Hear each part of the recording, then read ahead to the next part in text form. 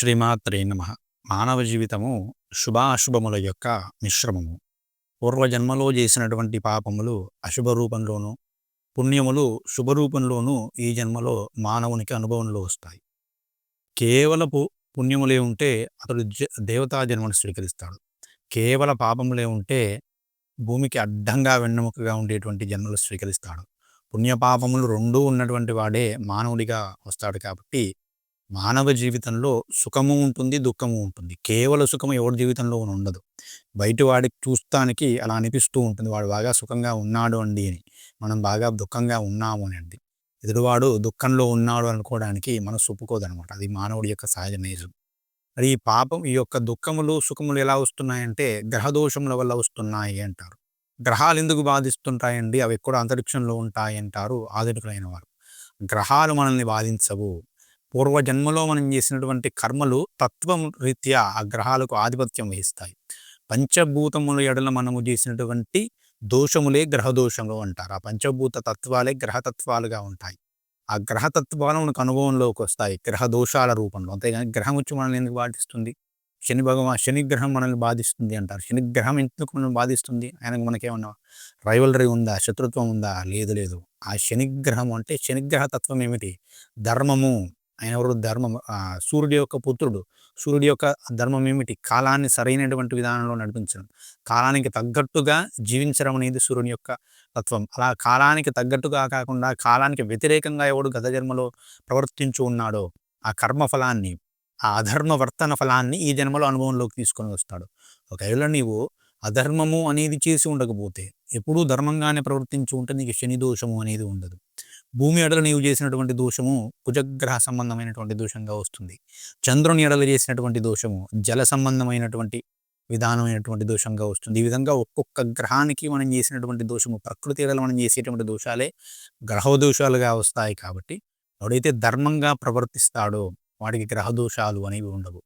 మరి ఈ గ్రహ దోషాల నుంచి బయటపడడం ఎలా అనేటువంటి విధానాన్ని మనకు తెలియని వారు చాలా రకాలైనటువంటి పద్ధతుల ద్వారా సూచించినారు. కానీ అత్యంత సులభమైనటువంటి మార్గం ఏమిటంటే భగవన్నామస్మరణం. శ్రీకాళహస్తీశ్వర శతకం చేస్తూ దుర్జటి మహాకవి కూడా ఇదే చెబుతాడు. గ్రహదోషంబులు దుర్నిమితంబులు నీ కళ్యాణ నామంబును అంటాడు. అంటే ఎవడైతే శివనామాన్ని నిత్యము కూడా స్మరిస్తాడో వాటికి గ్రహదోషములు, దుర్నిమిత్తములు అంటే దుశ్శకనములు అనేవి ఫలించవు అనమాట. ఫాలించవు. అతని ఎడల అవి ఏవి కూడా పని చేయకుండా ఉంటాయట. అంటే పనసొతనులు ఒలిచేటప్పుడు చేతికి ఆ జిడ్డు ఇదంతా జిగట అంతా అంటుతూ ఉంటుంది బంకలాగా. కానీ నూనె రాసుకున్న వాడికి ఆ జిడ్డు అనేది అంటది కదా. అలా ఎవడైతే భగవన్ నామము అనేటువంటి నూనెను రాసుకుంటాడో, కవచాన్ని తొడుక్కుంటాడో వాడికి గ్రహదోషాలు అనేటువంటివి అంటవు.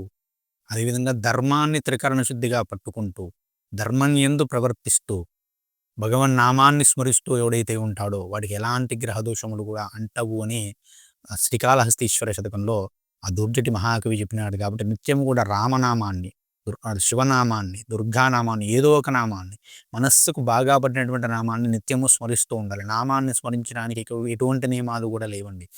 ఏ సమయంలో కూడా స్మరించవచ్చు. మంచం మీద కూర్చొని ఏ పని చేయకూడదని శాస్త్రం చెప్పింది. కానీ ఈ నామస్మరణ అనేది మనసులో చేయడానికి అక్కడ కూర్చొని కూడా, మనసు మీద మంచం మీద పడుకొని కూడా నామస్మరణ చేయవచ్చు అని శాస్త్రం చెప్పింది. కాబట్టి అంత సులభమైనటువంటిది నామస్మరణ. నామస్మరణ ధన్యోపాయం. నామస్మరణ మించినటువంటి ఉపాయం మరొకటి లేదు. కాబట్టి ఒక నామాన్ని గట్టిగా పట్టుకోండి. ఆ నామాన్ని అనవరతము స్మరిస్తూ ఉండండి. కొంతకాలానికి మనసు ఏమవుతుందంటే ఈ నామానికి అర్థం ఏమిటి అనేటువంటిది వెతకడం ప్రారంభిస్తుంది. ఆ తత్వం తెలిసినప్పుడు ఆ తత్వంలో మనస్సు లీనమైపోతుంది. అలా లీనమై ధర్మం యందు, ఆ నామము యొక్క తత్వమే ధర్మం అండి. ప్రతి నామంలోనూ ధర్మం అనేది నిబిడీకృతమై ఉంటుంది. ఆ తత్వం మనస్సుకు పట్టినప్పుడు అధర్మం చేయాలంటే నీ బుద్ధి సహకరించదు. రామకృష్ణ పరమహంసకు డబ్బు ముట్టుకుంటే ఒళ్ళంతా కూడా మంటలు పుట్టేది. ఒకానొక రోజు శిష్యుడు ఇది పరిశీలించాలని దిండు కింద రూపాయి వెళ్ళబెట్టారు. ఆయన పడుకుంటే ఒళ్ళంతా కూడా మంటలు అగ్గి పెట్టి కాల్చినట్టుగా ఉండేది. వెంటనే మంచం అంతా తీర్చి చూస్తే ఆ దిండు కింద రూపాయి బిళ్ళ ఉన్నది. ఎవడరా ఇది పెట్టింది అంటారనమాట. ఆ విధంగా ధర్మము ఎడల ఒక్కసారి మనస్సు అనేది లీనమైతే, అధర్మం వైపు వెళ్తే ఆ విధంగా స్పందిస్తూ ఉంటుంది శరీరం అనేది. కాబట్టి భగవన్నామాన్ని పట్టుకోండి. ఏదో ఒక భగవన్నామాన్ని పట్టుకొని అనవరతము కూడా దాన్ని స్మరిస్తూ ఉంటే, శివనామాన్ని స్మరిస్తే ఇంకా మంచిది. శ్రీకాళహస్తీశ్వరుడు సాక్షాత్తుగా గ్రహాలనే కవచంగా ధరించి ఉంటాడు. శ్రీకాళహస్తి క్షేత్రంలో వాయులింగం అంటారు. వాయువు అంటే ప్రాణలింగం, అది ప్రాణాలకు మూలమైనటువంటి లింగం అది. కాబట్టి ఆ క్షేత్రాన్ని దర్శిస్తే, ఆ శివలింగాన్ని దర్శిస్తే నవగ్రహ దోషాలు పోతాయి.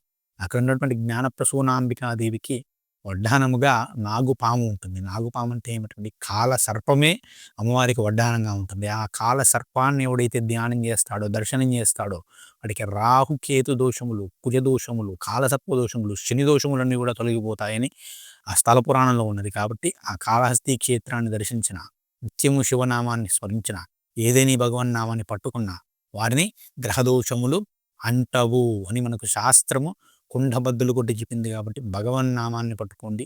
ప్రతిరోజు కూడా భగవన్నామాన్ని స్మరించడం ఒక 15 నిమిషాల పాటు శ్రీరామ శ్రీరామ శ్రీరామ శ్రీరామ శివ శివ శివ శ్రీమాత్రే నమః శ్రీమాత్రే నమః దుర్గాయ నమః దుర్గాయ నమః ఏదో ఒక నామం మీ ఇష్టం వచ్చిన నామాన్ని స్మరించండి. ఆ స్మరించడం అనేది ప్రధానమైనటువంటి కర్తవ్యంగా పెట్టుకోండి. జీవితం మారి తీరుతుంది. శ్రీమాత్రే నమః. స్వస్తి. జై శ్రీరామ్.